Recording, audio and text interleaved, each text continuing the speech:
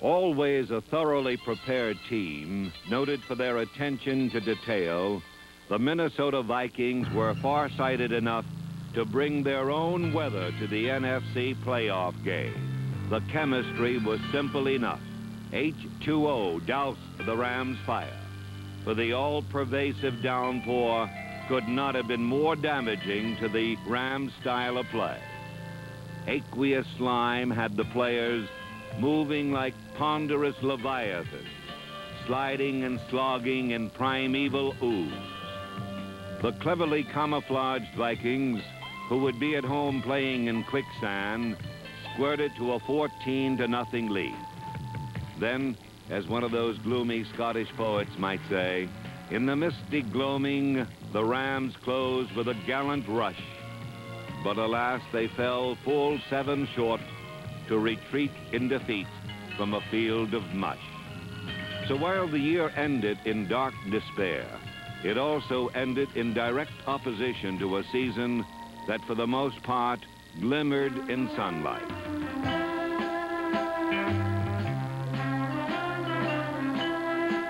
In '77, Rams fans were promised a rose garden.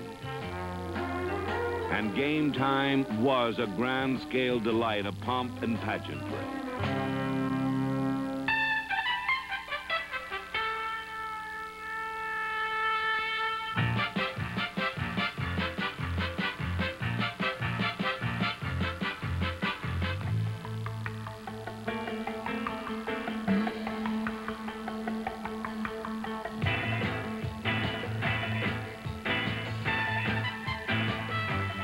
The centerpiece was a football team in quest of a 5th straight division title.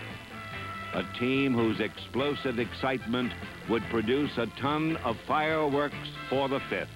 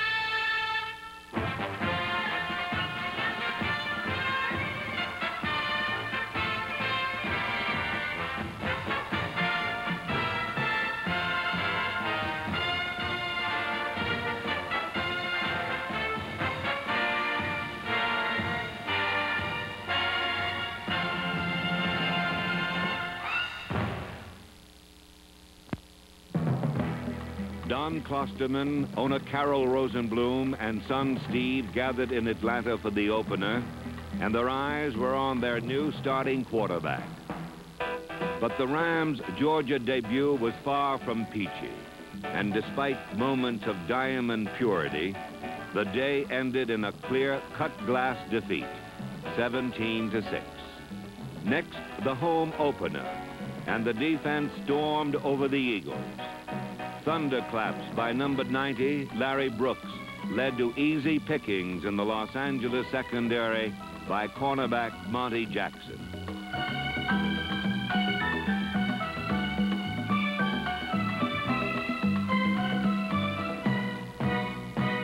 The fast-warming offense popped off some cherry bombs as the Rams blanked the Eagles 20-0. Against San Francisco, defensive end Fred Dreyer ran the 49er line through a paper shredder, and the rest of the Rams defense then turned the shreds into confetti. As most opponents found out, playing the Rams was like being at San Juan Capistrano when the Swallows return.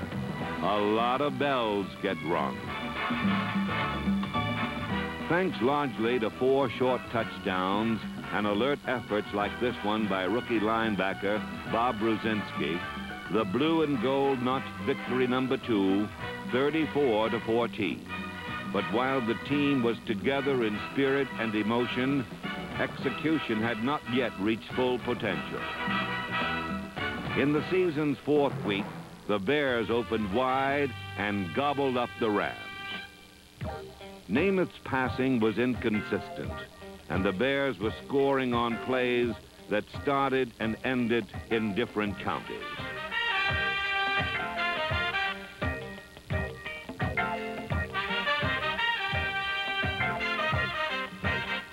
The 24-23 Los Angeles loss was noteworthy because Pat Haden replaced Namath and almost staged a victory rally.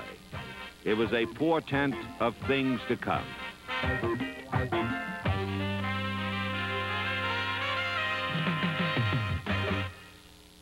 After 13 glory-tinged years, the multifaceted career of Joe Namath had reached the turning point. The wrist rocket passes were still there, but the legs had given up their last remnants of athletic serviceability.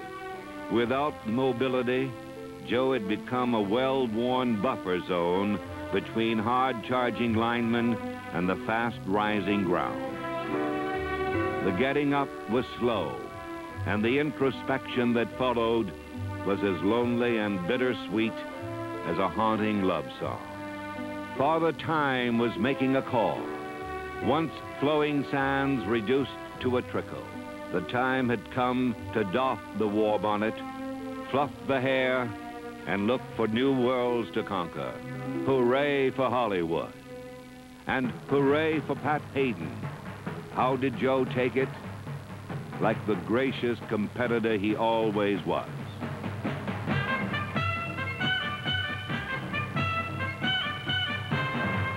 Now, with Haden's quickness and mobility, a new dimension was added to the Los Angeles arsenal.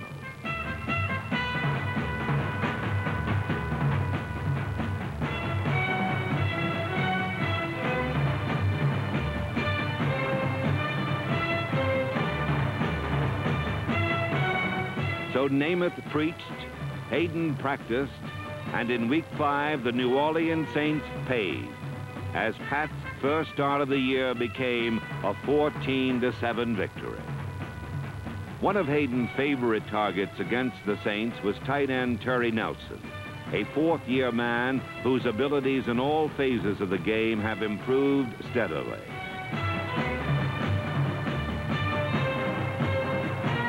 In only his first season as a full-time starter, Nelson has blossomed into a sure-handed pass catcher.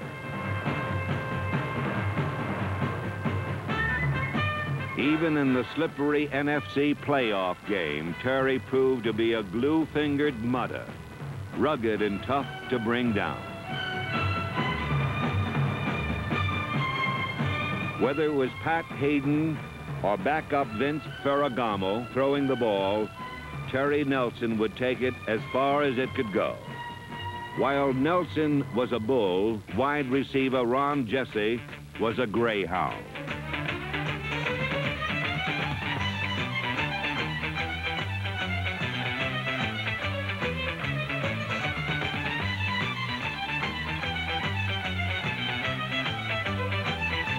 Unfortunately, Ron was lost early in the season, but the sting was lessened when rookie Billy Waddy, number 80, came on like a streak of lightning.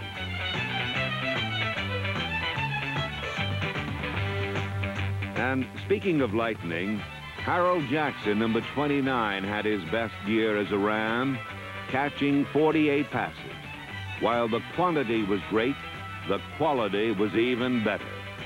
Now, in the same way that Hasty Harold outran his coverage, the Rams were getting ready to outdistance the rest of the NFC West.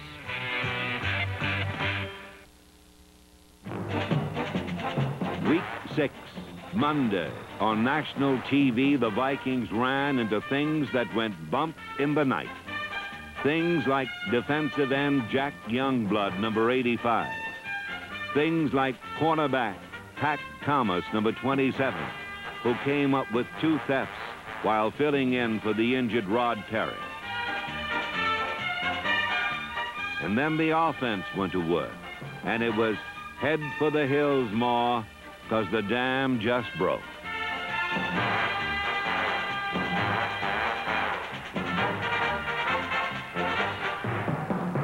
Rookie Wendell Tyler, number 26, streaked 44 yards. And out there in TV land, people watched in admiration as the Rams continued to pressure, continued to score, and rolled up a perfectly executed 35-3 win, which brought their overall record to 4-2.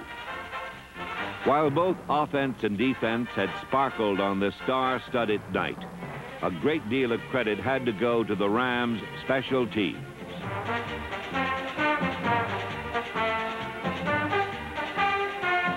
Return man Billy Waddy could swivel and squirm through a packed field, or he could give it one of those uh-oh moves and then streak quickly out of harm's way. Freeman Johns, Jackie Slater, Rick Newsom, Dwight Scales, Cullen Bryant, Rod Phillips, Winston Hill, Al Cowlings, Charlie Young, and Jackie Wallace were all valuable bomb squatters. Holder Nolan Cromwell helped place kicker Raphael Septien rack up 86 points to finish third in the NFL in scoring. Invaluable contributions by men such as punter Glenn Walker, Kevin McLean, Greg Horton, Jim Jodat, and Bob Pifferini typified the spirit which enabled the Rams to lead the NFL in punt return coverage. The title drive encountered nothing but smooth sailing when the Buccaneers came west. Number 76, Cody Jones, and number 79, Mike Fanning, gave Tampa's quarterback three choices. He could eat the ball, cough it up, or throw it away. All three options were given lengthy tryouts, with throwing it away proving the most popular.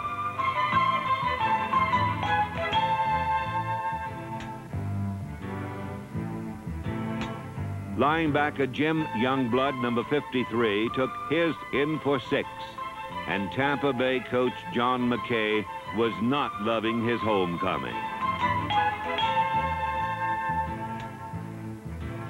The Rams rolled up 31 points while keeping the Bucs off the scoreboard.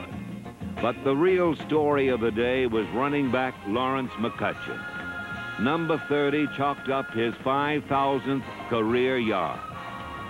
Only Dick Bass, with 5,417, had gained more yards as a Ram than McCutcheon. Now, Lawrence was closing in on a Los Angeles legend. For old number 22 had provided Rams fans with many a thrilling memory during the record-making years 1960 to 1969.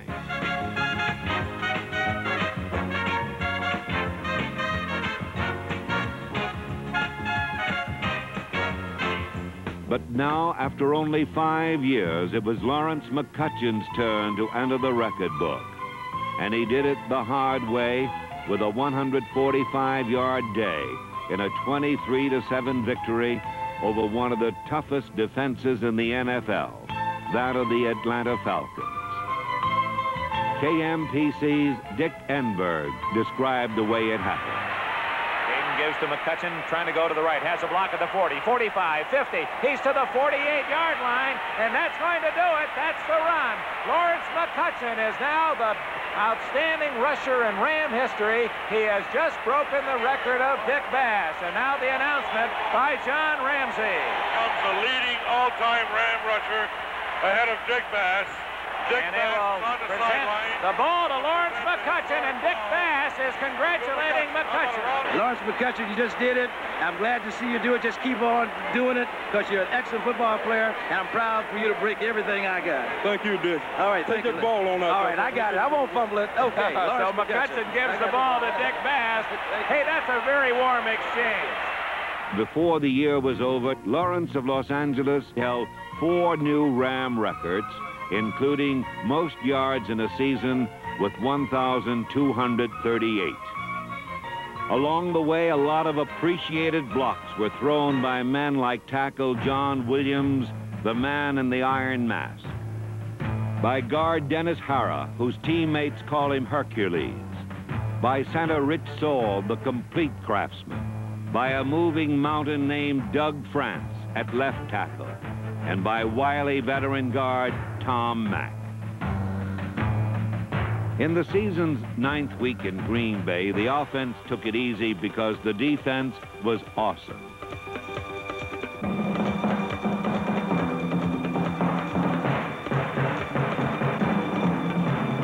Safety Dave Elmendorf, number 42, showed Medal of Honor courage by playing with a badly broken rib. His alertness was infectious, and the Rams rolled to their 6th win, 24-6. It was a win filled with inspirational moments, such as linebacker Carl Eckern's one-man goal line stand, which seemed to give Fred Dreyer a slight case of Sunday afternoon fever. Enthusiasm and emotion were Rams' trademarks in '77, especially for the linebacker corps, where number 58, Isaiah Robertson, relished the heavy hitting. Number 64, Jack Reynolds, is called Hacksaw, but plays with the stunning subtlety of a 20-pound sledgehammer. Jim Youngblood, number 53, was a full-scale disruptive influence to everyone's offense. The main thing about the Rams defenders was their strong sense of camaraderie. If they were a cavalry platoon in the Old West, their story would read, "These lusty heroes lived, laughed, and fought together, and with their boots on, they rode out and bit the dust together."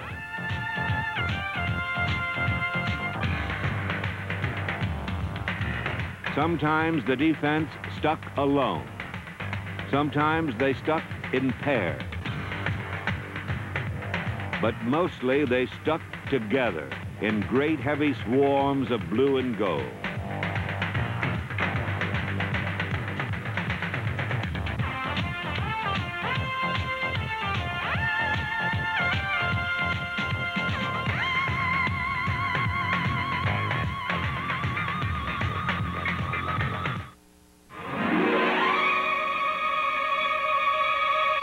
The season's 10th week found the Rams in San Francisco, where the 49ers were overmatched by the magic moves of Billy Waddy and Lawrence McCutcheon, who was off on yet another 100-yard day.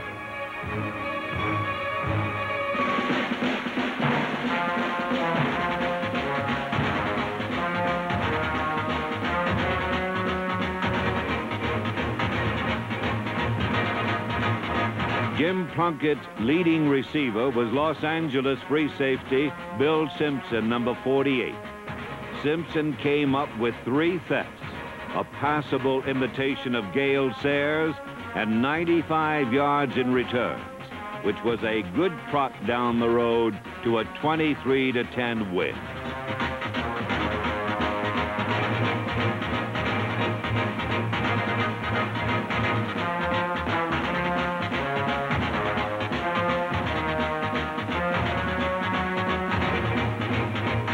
The Rams were now in the middle of a 6-game victory streak.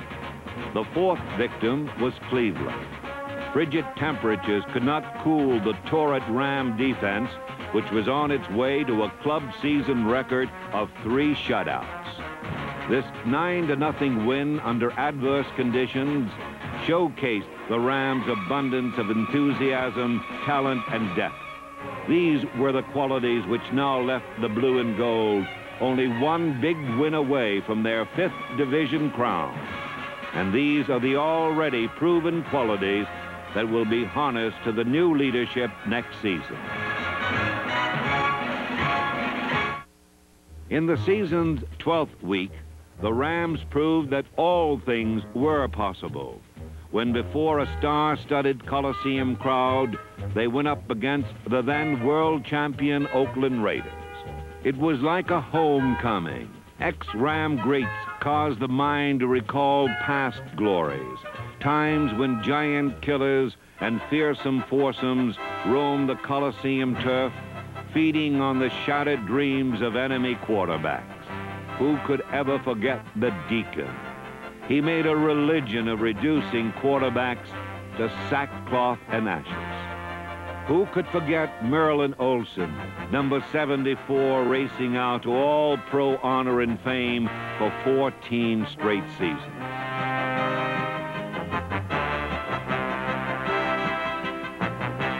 And big Roger Brown, another all-pro of great renown, who took over Rosie Greer's position. And who can forget Lamar Lundy, a man whose courage on the field has lasted to become the courage of a lifetime.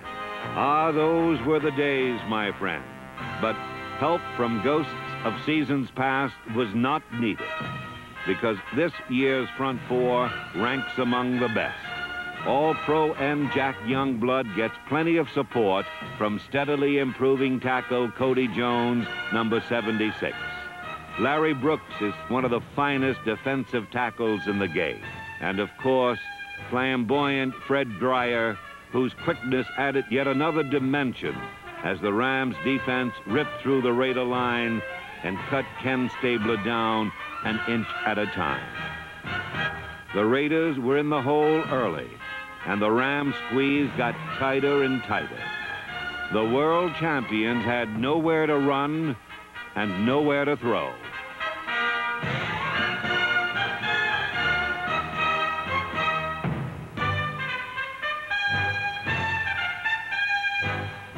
Four times the Rams intercepted Stabler, this alert theft being picked off by Dave Elmendorf.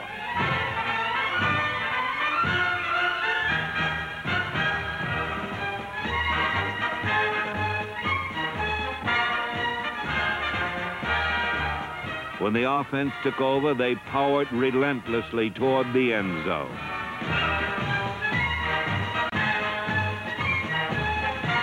John Cappelletti came in on a 4th and goal situation.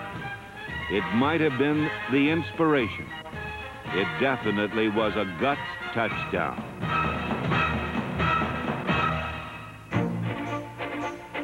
But the Raiders cannot be stopped forever, and late in the last quarter, they took the lead 14-13. A perfect time for any team to fold, but the Rams players and fans never gave it a thought.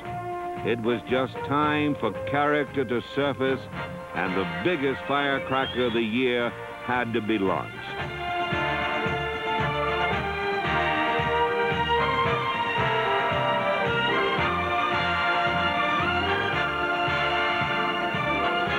Rams 20, Raiders 14. With a 10-4 record, and for the 5th straight year, the Los Angeles Rams were the champions of the NFC West.